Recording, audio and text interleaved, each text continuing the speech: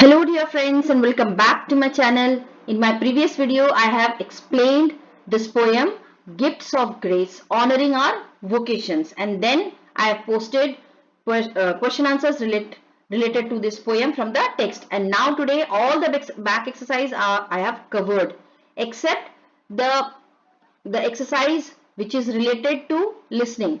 Means that you have to listen some stories from your teacher, instruction from your teacher, and then you have to fill it. So now I have completed all the things. So let's start. Begin with the page number 60. Check your understanding.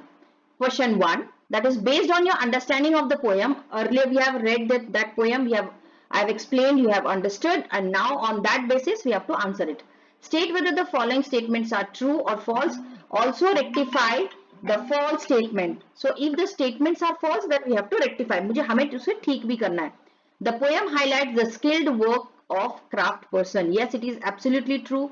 क्योंकि पूरा poem ही जो था वो skilled craft person के बारे में ही पूरा highlight किया था. The poet shares that musician expresses emotion through their instrument. Yes, of course, that is true because हमने देखा था musician using lutes. तो lute का वहां पे जिक्र था. That is म्यूजिकल इंस्ट्रूमेंट है, एक टाइप का गिटार जैसे दिखता है, but it is not guitar, it is different. आपको स्क्रीन में दिख रहा होगा, मैं आपको दिखा रही हूँ. Now the third, the carpenter in the poem are admired for their logical work. So this is false. Why? And let us rectify it. They are admired means the carpenter were admired for their mathematical precision and accuracy. तो उनको logical work के लिए नहीं, बल्कि वो mathematically इतना precise होके काम करते, इंच दर इंच, सेंटीमीटर दर सेंटीमीटर, एक्यूरेट साइज लेके वो काम करते. That is they are admired for their accuracy and precision. Next, fourth, the electrician in the poem are recognized for their crucial role in lighting up lives. Yes, of course, in the poem we have seen that how they brighten our life. तो उनका जो important role था, crucial role था, उसके बारे में जिक्र किया गया. Next, question 5. The poem pays homage to shoemaker who manufacture quality footwear. Yes, of course, again it is true because हमने देखा था कि शू मेकर हमेशा ये एश्योर करते हैं कि उनके शूज जो है वो रिलायबल हो, सो दैट कि in every field of our life हमारा जो शू है हमारे साथ रहे, जैसे walking, playing, jumping, returning back to home. Okay, so next question 6. The poem celebrates the patriotism of the people of Bharat. That is false.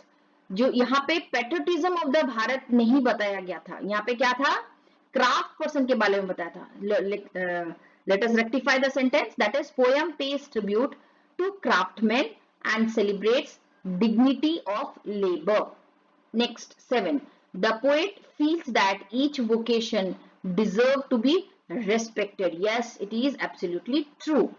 Poet ने first से लेकर आखिरी लाइन तक यही बोला कि that the vocation, each vocation should be, they should feel pride and we should respect each vocation.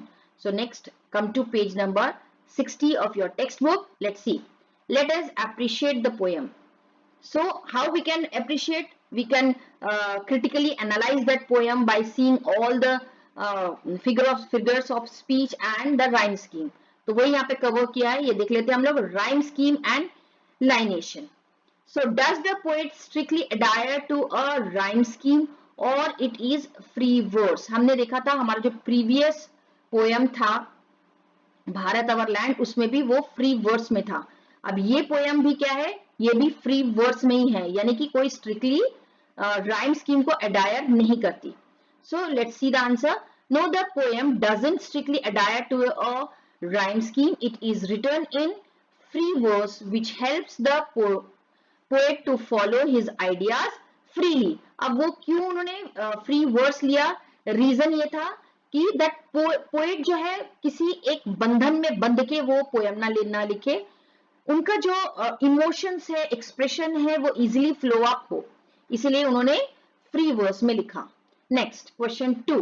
What is the impact of varying length of the lines in the poem? आप अगर poem को देखेंगे तो उसमें कोई line थोड़ा छोटा है, काफी लंबा है, है ना। तो ये वैरी क्यों हो रहा है, कुछ लेंदी है कुछ शॉर्ट है, ऐसा क्यों हो रहा है, तो देख लेते हैं। द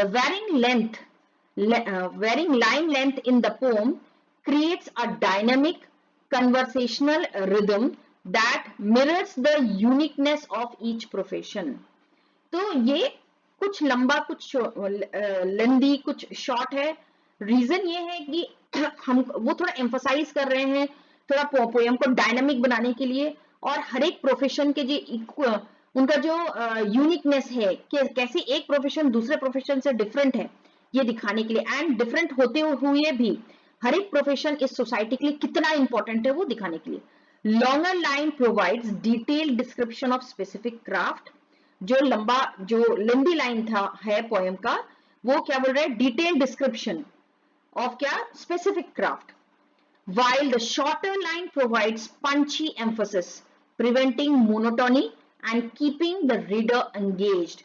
अगर काफी ज्यादा हर लाइन अगर लंबी हो जाए तो कभी कभी बॉर्डम लगता है, तो इसी चीज को हटाने के लिए थोड़ा इसको इंटरेस्टिंग अट्रैक्टिव और रीडर को एंगेज करने के लिए थोड़ा सा पंची लाइन थोड़ा एम्फोसिस करने के लिए जो है पोयम को कोई कोई लाइन को शॉर्टर किया गया। Now let's move to the next question. What is the pattern in the structure of most of the lines of the poem? So क्या पैटर्न है, क्या स्ट्रक्चर है, पूरे जो पोम के जो लाइन है वो कैसे स्ट्रक्चर है। Most of the line follow a cumulative list like pattern, मतलब एक के बाद एक कंटिन्यूशन में होता जा रहा है। Each line typically begins with naming a specific vocation. हर एक लाइन को अगर आप ध्यान देंगे तो हर एक लाइन क्या है, एक स्पेसिफिक जो वोकेशन है, जैसे पॉटर का हो गया, फिशरमैन का हो गया, तो इसी से ही बिगन कर रहे हैं। डिस्क्राइब्स द टास्क और the tool they use. The first part tells us what the people in the different vocation do, and the next part tells us the outcome of their action and explain how their labor contributes to this society, giving the poem a celebratory. तो जो first वाला line आप देख रहे हैं वो क्या है, वो बता रहा है कि कौन सा वोकेशन के बारे में डिस्क्राइब कर रहे हैं एंड उससे क्या हमें बेनिफिट मिल रहा है, और उससे क्या नेक्स्ट लाइन क्या क्या देख रहे हैं कि क्या बेनिफिट मिल रहा है और सोसाइटी का क्या कंट्रीब्यूशन, सोसाइटी उनका जो लेबर है वो सोसाइटी के लिए क्या इंपॉर्टेंस है वो बता रहे हैं। It helps in telling about the different types of vocations and their significance. और साथ ही साथ हर एक पैटर्न, उसका पैटर्न कैसा है, थोड़ा सा कुछ शॉर्टर है कुछ लेंदी है। रीजन वही है कि वो हर एक लाइन में वो क्या बता रहा है, अलग अलग टाइप के वोकेशंस और सोसाइटी में उसका क्या रोल है क्या इंपॉर्टेंस है वो बता रहे हैं। ठीक है, चलिए नेक्स्ट हम देख लेते हैं question number 2, that is speaker. About the speaker they are asking, so who appears to be speaker and what is her और हिज रोल हियर। यहाँ पे स्पीकर कौन है ये पूछ रहे हैं। ठीक है, तो वैसे भी हमने देखा था जो पोम जो लिखा हुआ था वो एनोनिमस था, यानी it is not known to us कि कौन लिखा है। ठीक है, तो हम देख लेते हैं स्पीकर क्या मतलब कैसे अपीयर हो रहा है, क्या दिखा रहा है वो। The speaker seems to be an observer और admirer of artisans celebrating India's diverse workforce and workers from all vocations. तो स्पीकर यहाँ क्या लग रहा है, स्पीकर कोई ऐसा इंसान हमें लग रहा है कि वो एक तरह का ऑब्जर्वर हो, यानी वो दूर से देख रहा है क्राफ्ट पर्सन को, उनके काम को देख रहा है, वो एडमायर कर रहा है, अप्रिशिएट कर रहा है, एंड साथ ही साथ एडमायर के साथ साथ वो क्या कर रहे हैं कि इंडिया जो इतना डाइवर्स है, इतने डिफरेंट कल्चर है, different type of work place है, तो हर एक वोकेशंस की इंपॉर्टेंस को बता रहे हैं। His role is to highlight their vital contribution to the national unity and strength, upholding the dignity of labour across every walk of life in India's rich culture. साथ ही साथ वो अपना रोल कैसे दिखा रहे हैं कि वो हाईलाइट कर रहे हैं देयर वाइटल कंट्रीब्यूशन, वाइटल यानी उनका जो इंपॉर्टेंट कंट्रीब्यूशन है नेशन की यूनिटी के लिए, नेशन की यूनिटी के लिए, स्ट्रेंथ के लिए, एंड अपहोल्डिंग द डिग्निटी, और यानी कि हर एक वोकेशन जो है खुद को बहुत ही प्राउड फील कर रहा है एंड अप्रिशिएट कर रहे हैं, तो खुद को यानी दिखा रहे हैं स्टार्टिंग से लेकर till starting and till end, वो यही दिखा रहा है as a observer as a appreciator कि कोई भी काम छोटा या बड़ा नहीं है। Each vocation have their own respect in their own field. Next, tone and mood. fill in the blanks with suitable options from the box given below. Tone and mood मतलब उनका क्या मतलब पोएम का क्या टोन है, और मतलब tone से भी हमें पता चलता है ना।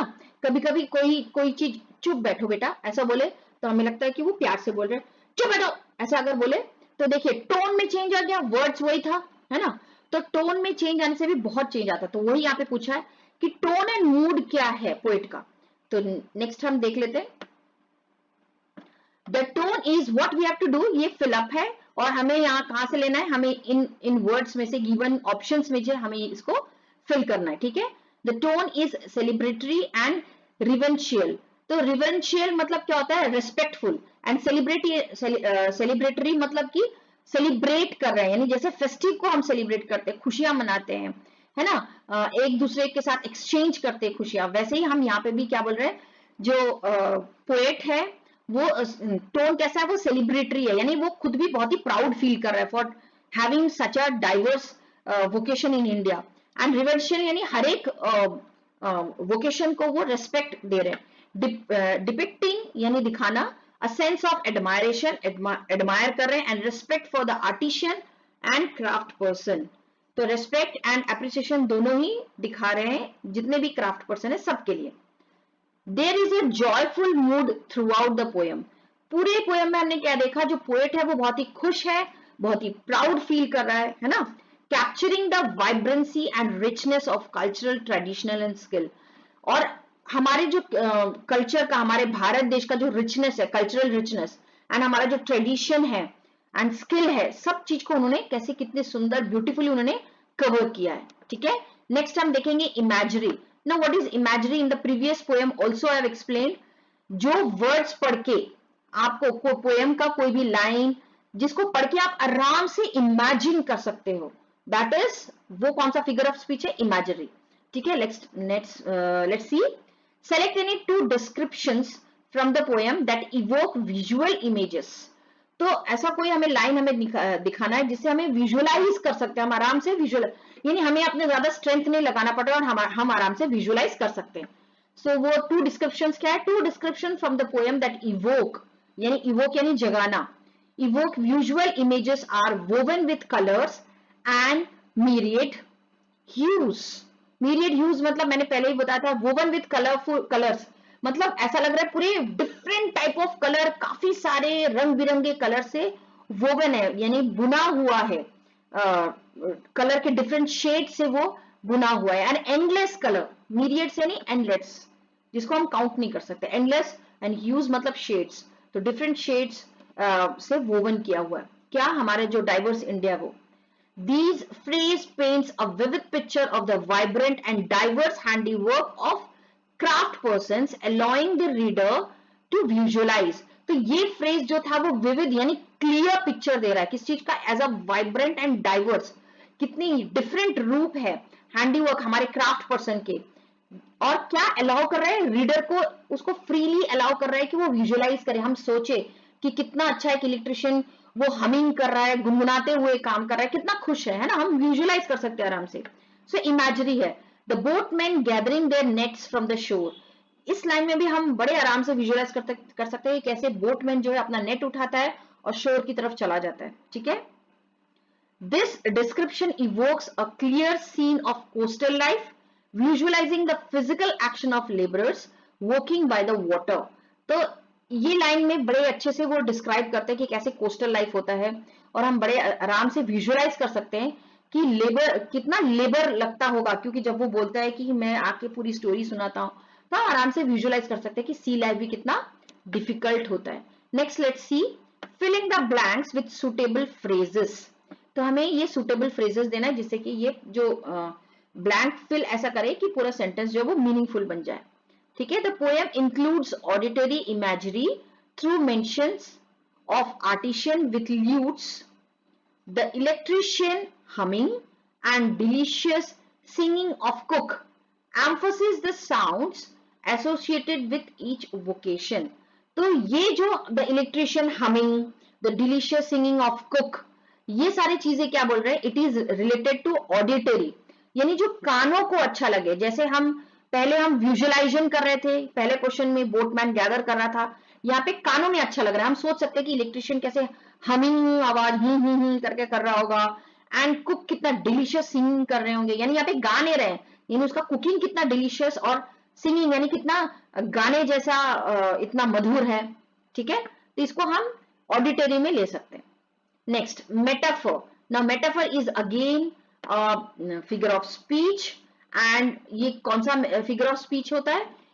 मेटाफर में टू डिफरेंट थिंग को कंपेयर किया जाता है फॉर कॉमन पर्पस, यानी कि जैसे हम जैसे बोलते हैं कपड़ा बिल्कुल दूध जैसे सफेद है, अब कपड़ा is different, cloth is different and milk is different, but दोनों का हमने कॉमन कैरेक्टर को लिया और कंपेयर किया। वो कॉमन कैरेक्टर क्या है? दैट इज व्हाइट, ठीक है। तो व्हाइट चीज को हमने कंपेयर किया किसके? दूध से एंड क्लॉथ से, तो उसी को हम मेटाफोर बोलते हैं, ऐसी कंपैरिजन को, ठीक है। चलिए हम देख लेते हैं। State whether the following statement is true और false. Already they have mentioned कि जो भी स्टेटमेंट दिया है क्या ये ट्रू है कि फॉल्स है, तो हमें मेटाफोर नहीं देखना है, जस्ट हमें देखना है क्या ये मेटाफोर है या नहीं। The mention of delicious singing of cook is a metaphor because it implies that the quality of singing is so enjoyable or pleasing that it can be equated to the experience of tasting something delicious. तो पहले तो ये जो statement लिखा है उसका meaning मैं बता देती हूँ।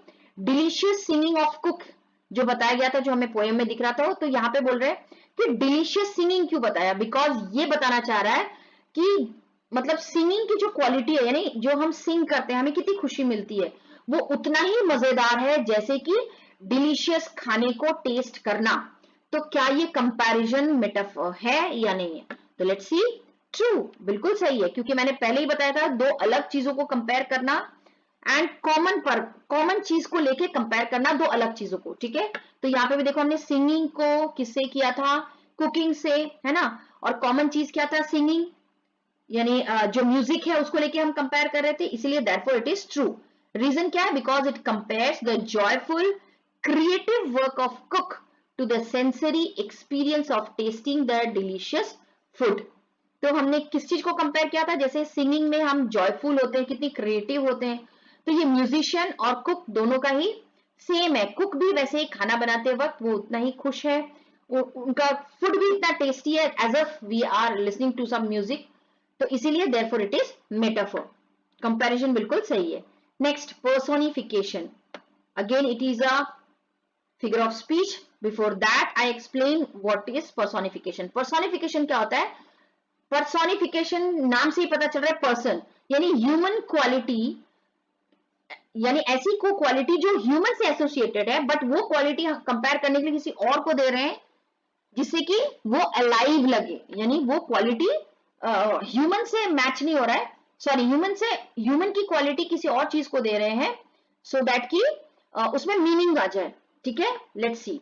Select the line that tells us that the poet personifies vocation by attributing human like qualities to them. उसमें ह्यूमन लाइक क्वालिटी उसमें दिया है, ठीक है। The voice of their vocation is the voice of their identity. अब देखो जो मैंने बताया था, अब ये एग्जाम्पल को देखेंगे तो बहुत अच्छे समझ में आएगा। आइडेंटिटी किसकी होती है? ह्यूमन की होती है ना। बट यहाँ पे वोकेशन का बताया, वोकेशन यानी पहले बोला था मैंने पेशा, तो पेशा इज नॉट अ ह्यूमन, वो ह्यूमन नहीं है, वो ह्यूमन का वर्क है ना। बट यहाँ पे वॉइस और दूसरा वॉइस वर्ड, तो वॉइस वर्ड भी क्या होता है? वो ह्यूमन का होता है, इंसान का आवाज होती है, वोकेशन की आवाज नहीं होती है। बट यहाँ वोकेशन को आवाज और आइडेंटिटी दिया है, तो इसको ह्यूमन क्वालिटी दिया है, ठीक है। तो हम यहाँ देखते हैं, the line gives a voice to vocation thereby personifying it. तो इसीलिए आइडेंटिटी और वॉइस दोनों दिया है, इसीलिए हम इसको बोल सकते हैं कि वो पर्सोनिफाइड है, क्योंकि दोनों ही ह्यूमन क्वालिटी है, बट नॉन ह्यूमन को दिया है, दैट इज वोकेशन, ठीक है। Next is repetition. Repetition again it is a figure of speech. It is very simple, बहुत ही आसान है, बड़े आराम से समझ में आएगा। रिपीटेशन यानी देखो नाम से ही पता चल रहा है, जो लाइन या जो वर्ड रिपीट होता है उसी को रिपीटेशन बोलते हैं, ठीक है। So it is very simple. Let's see. Why might the poet have begun and ended with the same line? I hear Bharat celebrating the valid vocation I hear. तो क्वेश्चन ये पूछ रहे हैं कि आपको क्या लग रहा है कि पोएट ने बिगन यानी स्टार्ट भी और एंड भी सेम लाइन से किया है, that is I hear Bharat celebrating the valid vocation I hear. इसी से ही स्टार्ट भी किया था और एंड भी किया था, तो इसे हम बोल सकते हैं कि रिपीटेशन है, क्योंकि रिपीट हो रहा है। ठीक है, तो कैसे हो रहा है देखते हैं। The poet has repeated the line at the beginning and the end of the poem to emphasis the fact that Bharat celebrates and reveals all its vocations equally। यानी पहले और आखिर में ये लाइन को रिपीट इसलिए किया गया है so that to emphasis, यानी इंपॉर्टेंस दिखा सके उस लाइन का कि ये फैक्ट है कि भारत जो है वो सेलिब्रेट, यानी वो फेस्टिवल के जैसे सेलिब्रेट कर रहा है और रिस्पेक्ट दे रहा है, अप्रिशिएट कर रहा है, रिस्पेक्ट दे रहा है किसको, ऑल द वोकेशन। और कोई भी काम छोटा बड़ा नहीं है, all are equally important for the society and to build nation। ठीक है, the repetition also gives a unity to the poem and tells the reader that the celebration of diversity of vocation is a continuous and ongoing process। और जहाँ repetitions दिया है, reason एक और है, that is एक unity, यानी एक के बाद एक लय को जोड़े रखने के लिए पोयम का, और साथ ही साथ रीडर्स को बताने के लिए कि कितना डाइवर्स है हमारा nation in terms of vocation.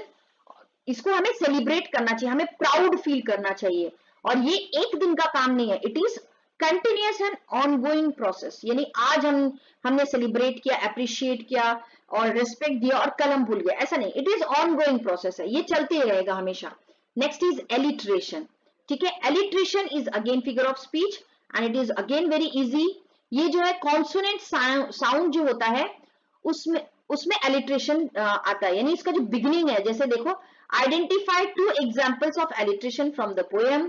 तो एलिट्रेशन हमें देखना, देखो ये देखो, कारपेंटर्स सेलिब्रेटिंग वैलिड वोकेशन। तो याद रखेंगे, देखो जैसे कि आपने सुना होगा, चंदू की चाची ने चंदू के चाचा को चांदनी चौक में चटनी चटाई। अब इसमें मैंने एलिट्रेशन, पूरा जो लाइन है वो एलिट्रेशन से भरा है। रीजन क्या है कि एलिट्रेशन जो है किस चीज को बताता है कि यहाँ पे क्या कॉमन आपने देखा, हर एक वर्ड जो है वो च से शुरू हो रहा है, तो ऐसे ही कॉमन वो है, क्या है, जो कॉन्सोनेंट, सी जो है वो कॉन्सोनेंट वर्ड होता है। तो देखो दोनों ही एक के बाद एक आ रहा है और सी वर्ड से ही स्टार्ट हो रहा है। इसका मतलब ये नहीं कि सारे सी वाले मैंने बोला, इसका मतलब ये है कि आप दो आपस में वर्ड्स देखना, अगर सेम वर्ड सेम लेटर से स्टार्ट हो रहा है तो वो एलिट्रेशन होता है। यहाँ पे भी देखो वी और वी, ये कॉमन है, हमें पीछे के वर्ड्स को नहीं देखना है, हमें फ्रंट के जो अल्फाबेट है उसे देखना है, that is V and V, therefore both are alliteration. ठीक है, चलिए नेक्स्ट हम देखते हैं सिंबोलिज्म। सिंबोलिज्म यानी किसी को सिंबलाइज करना, एज अ सिंबल यूज करना। ठीक है, तो देखते हैं, each vocation in the poem symbolizes something more than just a job. तो हर एक वोकेशन जो है वो क्या सिंबलाइज कर रहा है, सिर्फ वोकेशन के हिसाब से नहीं, बल्कि ये भी दिखा रहा है कि it is something more then a job, ये जॉब से कहीं ऊपर है। व्हाट डज इट सिंबलाइजेस, इससे क्या पता चल रहा है, क्या सिंबल बता रहा है। It symbolizes the identity of the artisan, the dignity of their labour, their specific skill and the service that they render to the society. तो ये सिंबलाइज कर रहे हैं कि जो आर्टिशियन है वो मेयरली एक जॉब नहीं है, it is a dignity of their labour. ठीक है, they are very skilled in the specific thing and their service, and इनका जो सर्विस है वो रेंडर कर रहा है, वो केटर कर रहा है सोसाइटी को, एंड सोसाइटी जो है वो ओ करती है किसको, ये आर्टिशियंस के ऊपर। ठीक है, so next is critical reflection from page number 62. So let's see the questions. Read the extract given below and answer the question that follows. The shoemakers, affirming the quality of their work, form the feet that walk, dance, run, jump, return home. The delicious singing of cook or the rhythm of designer, Machine, each celebrating what belongs to them and to none else. So here the question is, the poet says that the shoemakers affirm the quality of their work.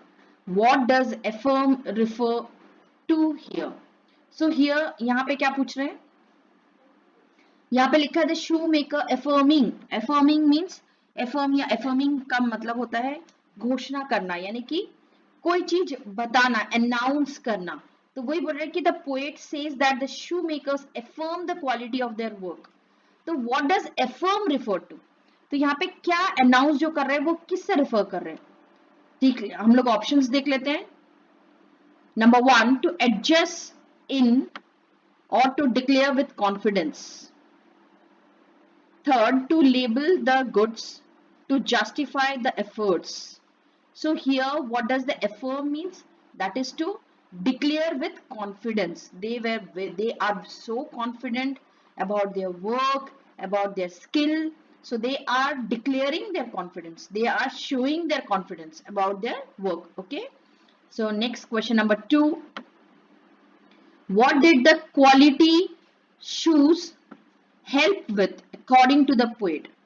So in this above line, the shoemaker have affirmed, उन्होंने कुछ बोला, state किया, क्या state किया?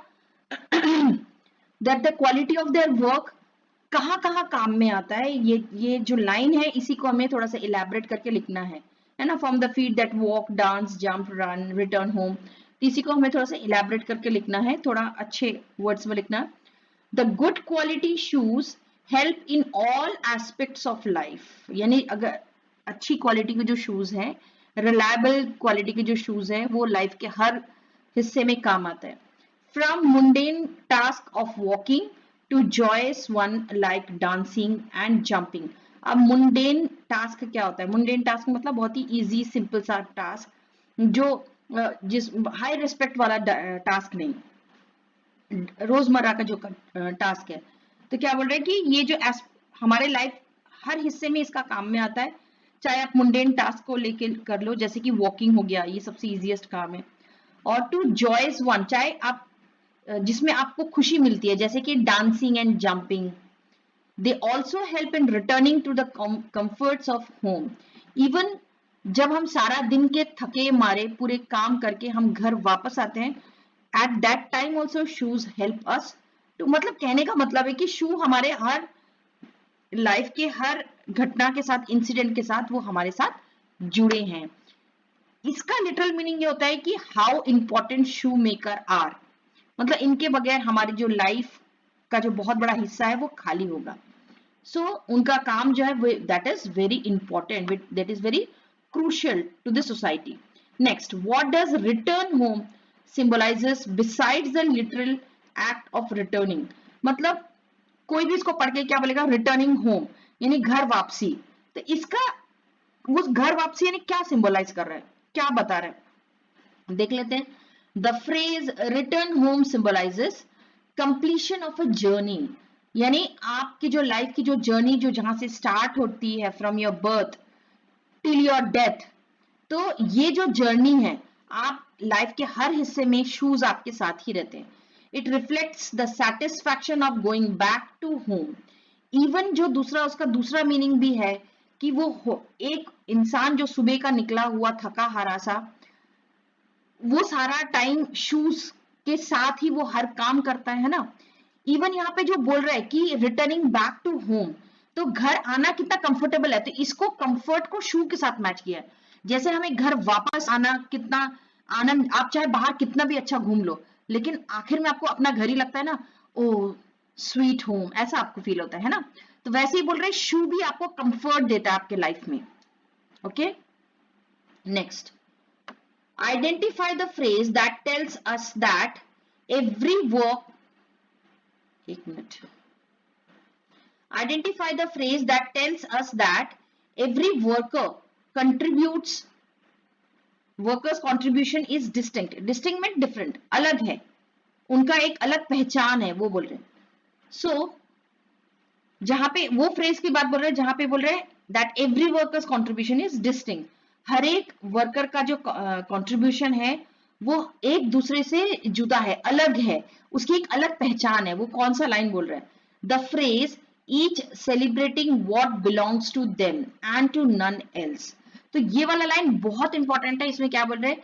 Each celebrating, हर एक जो है वो सेलिब्रेट कर रहा है जो उनको ही यानी जिसमें वो खुद एक्सपर्टाइज है, एंड टू नन एल्स, और दूसरे कोई नहीं जो ये काम नहीं कर सकते, वो चाह के भी, अगर जो भी इसमें स्किल्ड नहीं है वो चाह के भी वो काम नहीं कर सकते।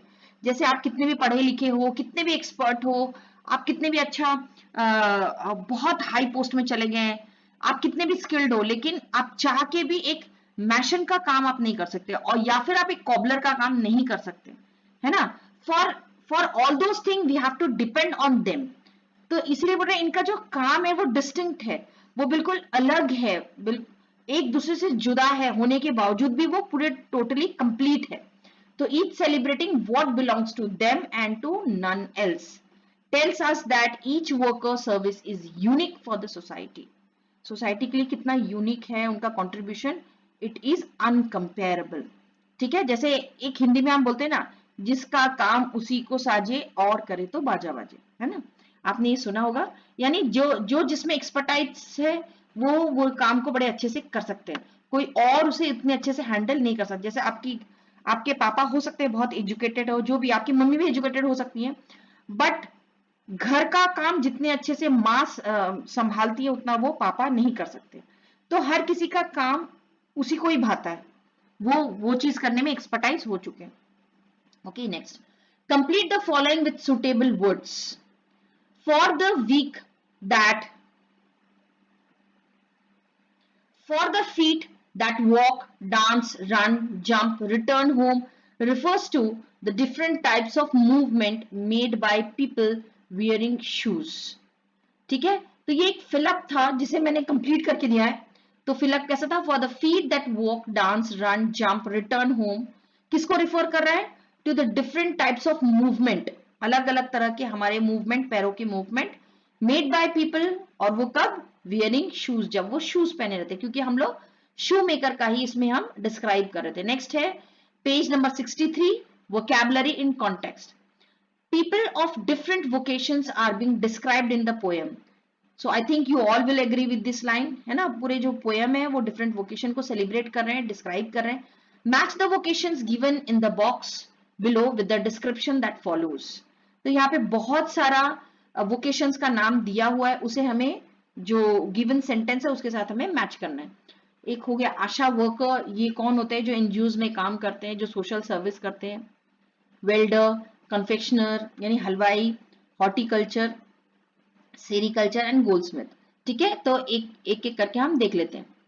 चलिए, फर्स्ट है अ पर्सन हु स्टडीज और ग्रो गार्डन प्लांट्स। तो जो बाग बगीचे में काम करते हैं, गार्डन में काम करते हैं, उसे हम क्या बोलते हैं? हॉर्टिकल्चरिस्ट। ठीक है। A trained female community health worker, जो हेल्थ वर्कर रहते हैं, एनजीओज में काम करते हैं, उसे क्या बोलते हैं? ASHA worker. A producer of raw silk, जो रॉ सिल्क यानी सिल्क की प्रोडक्शन में जिसकी हेल्प होती है, जो सिल्क के मॉथ को ग्रो करते हैं, फिर उसमें से सिल्क निकालना, तो ये जो भी करते हैं उनको हम क्या बोलते हैं? Sericulturist. A person whose job is making और सेलिंग स्वीट्स और चॉकलेट्स, जो मिठाई वाला होता है उसका हम इंग्लिश में क्या बोलते हैं? Confectioner. A metal worker who specialises in working with precious metal, जो मेटल को लेके काम करते हैं। नेचुरली सारे मेटल में सबसे प्रीशियस कौन है? गोल्ड, तो ये वो कौन है? Goldsmith. A person who fuses material together, तो जो दो मटेरियल यानी कि जो लोहे को जोड़ के एक नया करते हैं उसको हम क्या बोलते हैं? वेल्डर। ओके, चलिए नेक्स्ट हम देख लेते हैं। Identify the column words from column 2 that is not the synonym of the word given in column 1। मतलब यहाँ जो हमारे वर्ड्स दिए हुए कॉलम 1 में, इसको इसके साथ हमें कंपेयर मैच करने हैं, but match in the sense कौन सा? यहाँ पे 3 वर्ड्स दिए हैं, उसमें से हमें ये देखना है जो उसके सिनोनिम नहीं है। यानी सिनोनिम नहीं का मतलब क्या होगा? उसका उल्टा, दैट इज एंटोनिम, यानी विलोम शब्द को हमें, ऑपोजिट वर्ड को हमें उसको मार्क करना है। ठीक है, तो हमने हाईलाइट करके रखा है पहले से, इजी होगा। मीडिएट, इसका मतलब क्या? उसका ऑपोजिट मीनिंग क्या है? काउंटेबल, क्योंकि मीडिएट का मतलब होता है इन्यूमरेबल, यानी काउंटलेस जो है, जो बहुत ज्यादा नंबर में। न्यूमरस या एबंडेंट उसके सिनोनिम्स है। काउंटेबल, जिसको हम काउंट कर सकते हैं, वो इसका ऑपोजिट होगा मीडिएट का। ठीक है। ह्यूज, अब ह्यूज का मतलब क्या होता है? पहले भी हमने बताया था, शेड्स होते हैं, कलर के शेड्स होते हैं, टिंट्स होते हैं, तो ये सारे इसके सिनोनिम्स है। शेड्स, टिंट, कलर, ये इसके सिनोनिम है। हमें एंटोनिम देखना था, दैट इज ड्राइंग। ड्राइंग सिर्फ हम ड्रॉ कर रहे हैं, इसमें कोई कलर नहीं है, ठीक है। देयरफॉर ये इसको शेड्स वगैरह नहीं बता रहा है, इसलिए ह्यूज का उल्टा ड्राइंग हो जाएगा। प्रिसीजन, प्रिसीजन का हमने पढ़ा था कि एग्जैक्ट जो लेंथ मेजरमेंट बोलते हैं वो प्रिसीजन है। तो एग्जैक्टनेस नेचुरली उसका सिनोनिम हो गया, एक्यूरेसी भी हो गया। करेक्टनेस, अगर एग्जैक्ट बोलते हैं तो नेचुरली करेक्ट होगा, तो वो उसका सिनोनिम्स हो गए। कैलकुलेशंस, मतलब कैलकुलेट कर रहे हैं हम, डिसीजन में नहीं पहुंचे, तो नेचुरली वो प्रिसाइज्ड नहीं है, therefore it is opposite of precision, ठीक है। नेक्स्ट इज वेरिड, मतलब वेरिड मतलब अलग अलग तरह का, तो असॉर्टेड मतलब भी वही है, अलग अलग तरह के। डाइवर्स, अगेन अलग अलग, जिसमें बोलते हैं हमारे इंडिया डाइवर्स है, मतलब बहुत रंग है उसमें, ठीक है। डिफरेंट, अलग होना, अगेन वो वैरिड हो जाता है। बट यूनिफॉर्म या यूनिफॉर्मिटी का मतलब एक जैसे होना, तो वो वैरिड नहीं हो सकता, ठीक है। नेक्स्ट इज डिलीशियस, डिलीशियस यानी बहुत ही चटपटी। तो माउथ वाटरिंग, नेचुरली हम जो चटपटी अगर होता है तो माउथ वाटरिंग होता ही है, यानी मुंह में पानी आना। टेस्टी, डिलीशियस है तो नेचुरली टेस्टी होगा। फ्लेवरफुल, तो फ्लेवरफुल कब होगा, जब वो डिलीशियस होगा, है ना। तो इनएडिबल, जो खाने लायक नहीं है, तो वो डिलीशियस कैसे हो सकता है, इसीलिए ये उसका ऑपोजिट है, उसके ऑड में बोल सकते हैं हम। नाउ नेक्स्ट लास्ट हमने लिया राइटिंग टास्क, इसके बीच जो था वो है लिसनिंग स्किल के ऊपर था, लिसन करके आपको आंसर करना है, तो उसको मैंने कवर नहीं किया है, ठीक है। चले, हमने राइटिंग टास्क डायरेक्टली लिया है, पेज नंबर 66 देख लेते हैं question. Your school will be organizing career mela in which students are to be made familiar with the different career options. Complete the poster for the given event given below. ठीक है, तो ये हमें कुछ options दिए, करना क्या है, हमें कैरियर मेला के ऊपर स्टूडेंट्स को अवेयर करना है, फेमिलियर करना है, फेमिलियर करना है यानी उन्हें उनके बारे में बोलना है, क्या क्या डिफरेंट कैरियर ऑप्शंस है, ठीक है। तो इससे रिलेटेड हमें पोस्टर के कुछ क्लूज हमें दिए हैं, पोस्टर हमें कंप्लीट करना है, ठीक है। तो ये आपके बुक में भी होगा, पेज नंबर 66। तो उसी का हमने आंसर लिख के उसको आंसर को प्रिपेयर किया है। रैंडम कोई भी स्कूल ले सकते हैं, मैंने लिया Jindal public school new Delhi, यहां आपका हेडिंग होना चाहिए, दैट इज आपका स्कूल। करियर गाइडेंस सेल, अब करियर गाइडेंस सेल क्या कर रहा है, अनाउंसेस, क्या अनाउंस कर रहा है, ग्रैंड करियर मेला। तो नेक्स्ट, और उसका उद्देश्य क्या है, उसका मोटो क्या है, to spread awareness about various carriers.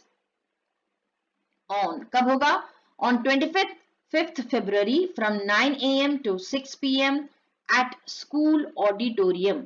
ये कुछ कुछ वर्ड्स जो है वो ऑलरेडी आपके पोस्टर में दिया हुआ है, जैसे डेट देखो लिखा हुआ पहले से, on 25th February 9 AM to 6 PM। अगर आप टेक्स्ट बुक पास में रखेंगे तो इजी होगा रेफर करने के लिए, ठीक है। हाइलाइट्स, अब हाइलाइट्स क्या है, वो मतलब हमें कुछ ऐसा हाइलाइट्स लिखना है जिससे कि बच्चे जो हो अट्रैक्ट हो, तो क्या होगा हाइलाइट्स। लेकिन कभी ऐसा नहीं हो कि रैंडम कुछ भी हमने लिख दिया, ठीक है। आपने जिसके ऊपर किया है, यानी यहाँ पे क्या था, ग्रैंड करियर मेला, तो ये जो ग्रैंड करियर मेला जो था उसके साथ ये इसका मैच होना चाहिए। तो हाइलाइट्स क्या है, details information and guidance will be provided for all streams, counsellors for all career options, यानी काउंसलर्स रहेंगे, यानी जो फेस टू फेस इंटरैक्ट करते हैं, आपको गाइड करते हैं कि क्या आपके करियर के लिए अच्छा होगा, कहाँ पे आपका स्कोप है, इसी को काउंसलर बोलते हैं, ठीक है। Interactive sessions with professional, interactive मतलब आपस में बात करना, यानी प्रोफेशनल्स आएंगे, सेशंस लेंगे, तो वो वन वे नहीं होगा कि खाली वो बोलते रहे और आप चुपचाप सुनते रहे। आप अपने क्वेश्चन भी पुट अप कर सकते हैं, जहां पे आपको डाउट है आप उनको पूछ सकते हैं, दैट इज कॉल्ड इंटरैक्टिव, ठीक है। Next, chart your future at career mela, तो खुद को आप चार्ट, यानी कि आप प्रॉपर लेवलिंग, प्रॉपर चार्ट के साथ आप चॉक आउट कर सकते हैं कि कौन सा करियर आपका बेस्ट है। नेक्स्ट, एंट्री टिकट्स फ्री, ये थोड़ा हाईलाइट किया कि ये थोड़ा बच्चों को भी अच्छा लगेगा करके, स्टूडेंट्स के लिए, बिकॉज स्टूडेंट्स जब तक स्टेबल नहीं होते उनके ऊपर बहुत सारे ऐसा फाइनेंशियल बोझ वैसे ही रहता है, तो ये उनको बहुत अट्रैक्ट करेगा कि एंट्री टिकट फ्री, ठीक है। एंड नेक्स्ट कौन दे रहा है, ये आपको लिखना है, प्रिंसिपल, क्योंकि मैंने ऊपर जिंदल लिखा था, Jindal public school new Delhi, तो ये स्कूल प्रिंसिपल कहाँ की है? वो Jindal public school new Delhi. इस तरीके से आपको लिख के आपको कंप्लीट करना है। तो मैं इसको थोड़ा सा शॉर्ट कर देती हूँ, छोटा कर देती हूँ, सो दैट अगर आप चाहें तो इसका स्क्रीनशॉट वगैरह आप ले सकते हैं, ठीक है। और आप अपनी कॉपी में अगर आपको लिखना है तो you can write it. So I hope I have made your back exercise comparative very easy to understand and to know about it. So let us meet in the next video. Till then, bye bye to all of you.